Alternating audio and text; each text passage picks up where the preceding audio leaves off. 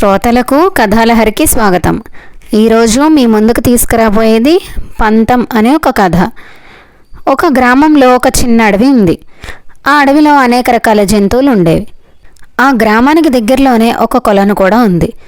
ఒకరోజు ఒక పొట్టేలు నీళ్లు తాగుదామని కొలను దగ్గరకు వచ్చి నీళ్లు తాగుతుండగా సింహం గర్జన వినిపించింది. వెనక్కు చూడగానే సింహం కనిపించింది.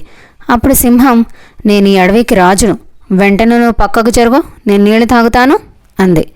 అప్పుడు పొట్టేలు, నేను ముందు వచ్చాను కాబట్టి నేను మాత్రమే నీళ్లు తాగుతానంది. పొట్టేలు పంతం వదలలేదు. మాటలు పెరిగాయి. పోట్లాటకు సిద్ధమయ్యాయి ఆ రెండు. ఇవిలా పోట్లాడుకుంటుండగా ఆ చెట్టు మీద 2 డేగలు ఉన్నాయి. ఇవి 2 పోట్లాడుకుంటుంటే పొట్టేలు చచ్చిపోతుంది, మనం ఎక్కడికి వెళ్లకుండానే ఆహారం సంపాదించుకోవచ్చు అని మాట్లాడుకుంటున్నాయి. ఆ మాటలు విన్న పొట్టేలు, సరే మృగరాజా, నువ్వు ముందు నీళ్లు తాగు, తర్వాత నేను తాగుతానంది పొట్టేలు. దాంతో సింహం ఆశ్చర్యపోయి, ఇంతదాకా తందో డి అంటే డి అంది పొట్టేలు, ఇలా మాట్లాడడం ఏమిటి అని కంగుతింది.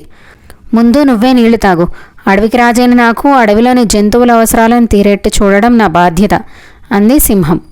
పొట్టేలు నీళ్లు తాగిన తర్వాత సింహానికి నమస్కరించి వెళ్ళిపోయింది. చెట్టు మీద ఉన్న డేగలు తమకు ఆహారం దక్కలేదు అనుకుంటూ ఎగిరిపోయాయి. పంతానికి పోతే సింహం చేతులు చచ్చేదాన్ని అనుకుంటూ పొట్టేలు అక్కడి నుంచి మాట్లాడకుండా వెళ్ళిపోయింది.